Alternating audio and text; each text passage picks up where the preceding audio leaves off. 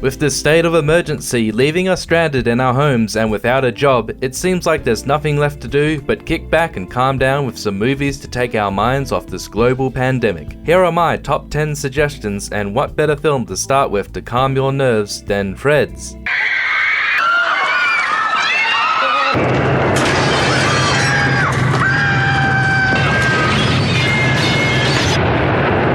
This British made-for-TV film was released when nuclear apocalypse fears were in vogue. This film came about so that Britain could one-up the United States with who could make a more depressing nuclear apocalypse film, releasing it a year after America's own made-for-TV film, The Day After.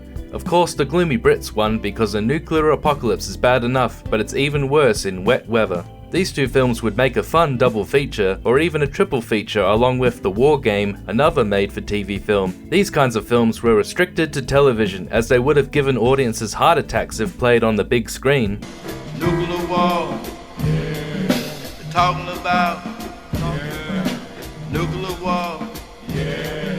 It's a motherfucker, don't you know?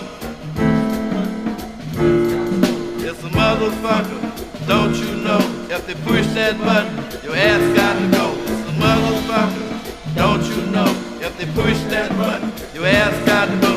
The Soviet Union also got in on the nuclear devastation genre, with the Chernobyl disaster likely intensifying it. Take a look at two of Russian director Konstantin Lubushansky's films, Dead Man's Letters and Visitor to a Museum, for a more Eastern European kind of gloominess, the most appropriate kind. And if you're more keen on a nuclear apocalypse film set behind war room doors, Failsafe will be the film for you, showing the diplomatic intricacies between the men that most of our civilization relies on. It plays out like Dr. Strangelove, but even funnier. Today we had a taste of the future. Do we learn from it, or do we go on the way we have? What do we do, Mr. Chairman? What do we say to the dead?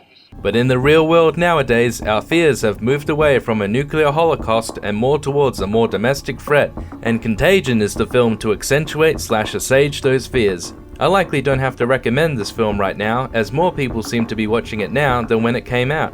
How strange that they made a documentary about something that hadn't happened yet. And if it's tips on how to keep your cool when self-isolating, then look no further than The Shining.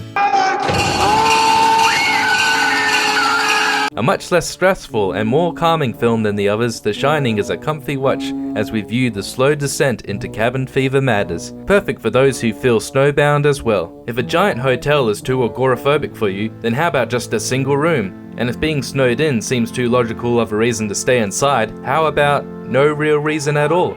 The Exterminating Angel ponders this as its ensemble cast don't leave their party because director Louis Buñuel says so. Perhaps by the end of our coronavirus isolation, we'll feel just like these characters, inexplicably not leaving where we've so comfortably found ourselves stuck. And finally, Last Night is a rare kind of apocalyptic film, showing a far calmer side of when we anticipate total global destruction. People want to experience things, and we're all going to die anyway, so... That gives us all the more reason to be civil. Now more than ever, we should be courteous and respect each other's needs. Whether it's having one last Christmas family dinner in July, or going through your sex-minded bucket list, or just trying to find someone to carry out a suicide pact with. It focuses only on how the civil members of society plan out their final days, with all the murderous, looting, bus-tipping hooligans in the background.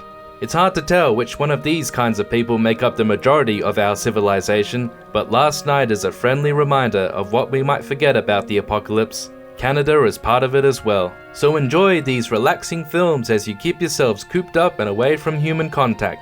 Don't take them for granted, they may just be the last movies you ever watch.